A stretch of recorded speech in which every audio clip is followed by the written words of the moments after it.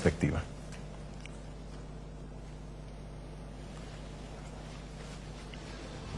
Ете, ова е Црни врв. почетокот. Да, тука ме чешлат, видовте, нели?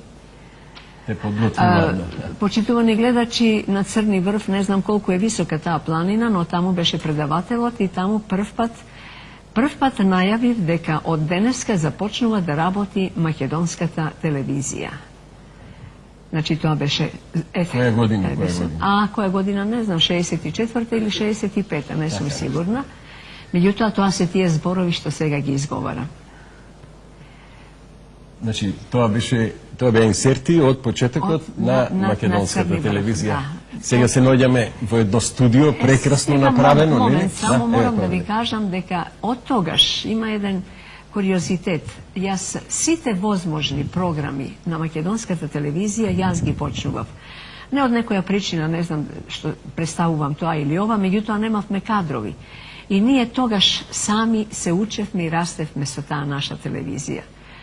Прва програма, први вести во хангар, втори вести студио поделено на разни сектори, трето студио со муви и така натаму, меѓутоа и програмите јас ги отварав.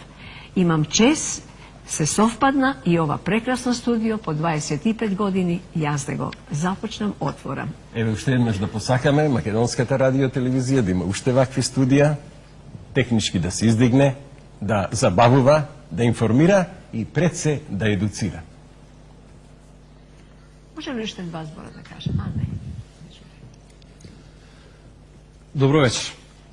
Морам да бидам искрен и да ви признаам дека чувствувам голема трема, исправен пред предизвикот да не сгрешам нешто во акцентот, дикцијата или не дај Боже во содржината кога стојам пред легендарната водителска двојка. Акцентот требаше.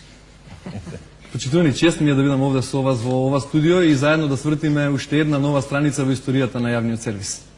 Еве, Горан, да ти посакаме успех, тебе, на твоите колеги, на целата техника и новинарскиот кадар на македонската телевизија. Драго ми е што гледаме све Пред да ви млади се луѓе. заблагодарам за учеството во Дневникот и за овие убави зборови и за честитките, би сакал за ова живо сведоштво за годините минати пред камерите да ви ја подарам овие две фотографии, всушност направени од бардот на македонското снимателство Ѓоко Поповски Гањо. На неја е Бранка Станковска, со време на првиот дневник во далечната 1964 и би сакал во оваа пригода да им ги покажам и на гледачите.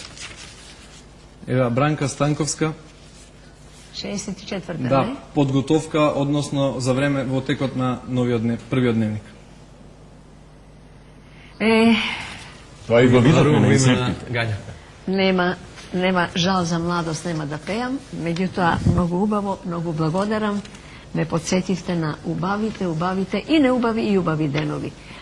А уште го еднаш ќе кажам, драго ми е што ваков еден состав ќе работи на Дневникот и сигурна сум. Посакувам уште нешто, ова прекрасно студио, да може од него да се јавуваат само убави вести, да нема за војни, за убиства, да нема, тоа е невозможно, ама секој има право да посакува нешто убаво, нели?